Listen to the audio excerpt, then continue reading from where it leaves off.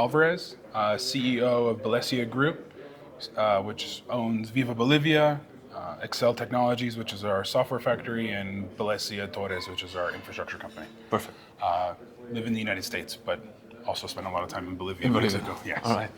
All right. So Ryan, first question would be about the event, and based on the topics, if somebody is asking you when you go back home with your peers, and they're asking you, what did you learn at TelcoX in Mexico?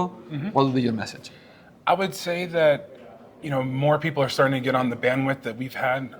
The idea that we had with Alva and our super app was born 7 years ago, and it's something that it's been a very arduous process to get into the brains of various MNOs and partners and just the telecom industry in whole. So the fact that I think it's starting to really sink in, those opportunities that are necessary to grab, is comforting. It's validating actually, because we've been working on it so long, so hard. So for me, it was great to see people on the same type of wavelength, different ways of looking at the similar problem, but the same overall wavelength. So it was very good. It was a very good event. I'm very happy to be part of it. Okay, and you're doing something which is quite special, I think, in terms of if you compare to the operators, they've lost the apps, they lost many things on the way, they lost messaging and so on.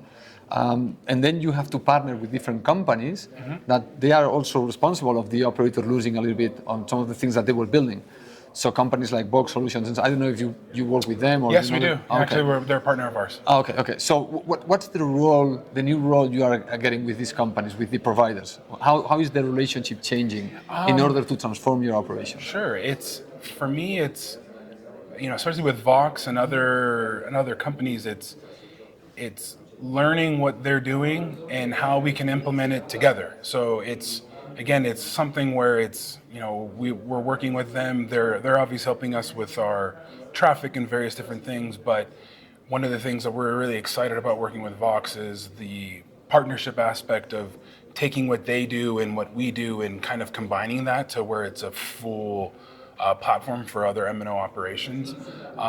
So it's exciting. It's exciting to work with companies that have a similar type of vision.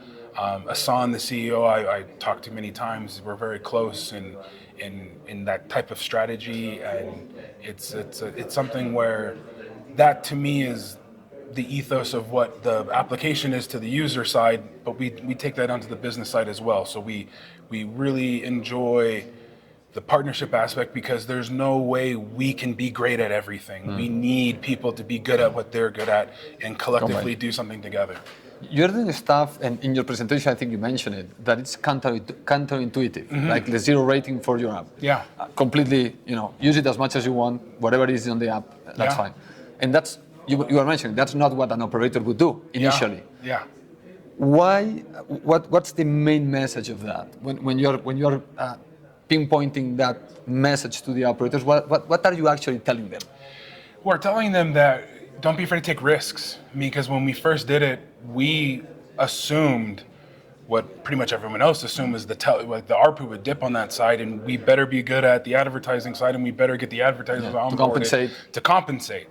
And what happens is when you create an ecosystem that really has that accessibility and we have a very big team of customer experience, and we dive in and look at what's happening, where people are getting stuck and constantly improving the customer experience. And when you have a great customer experience, they will spend the money, because they're spending more money on Disney Plus, Netflix, all of these OTTs in comparison to what we charge to connect them to those things.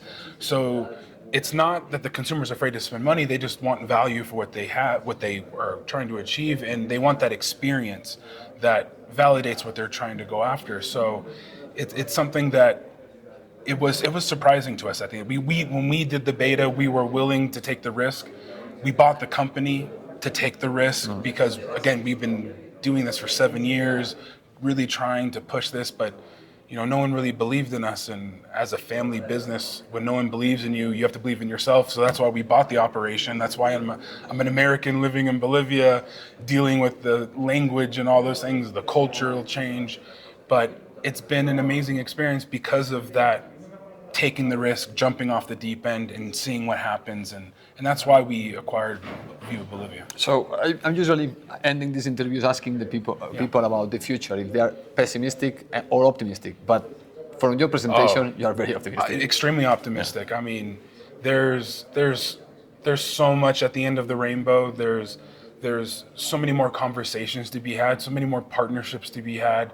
And I mean, because the one thing that you can't take away is everybody in all of business need consumers with cell phones. And as being that distributing phones and being that MNO operator, it gives us that unique ability to where you can't go away. You have to be a part of the growth of the overall global ecosystem. So yeah, we're extremely optimistic of what we have going and really the change we see that's happening in the telco industry as a whole. Excellent. Ryan, thank you so much thank you so much, for being yes. at the show. Very at the much, event. thank you.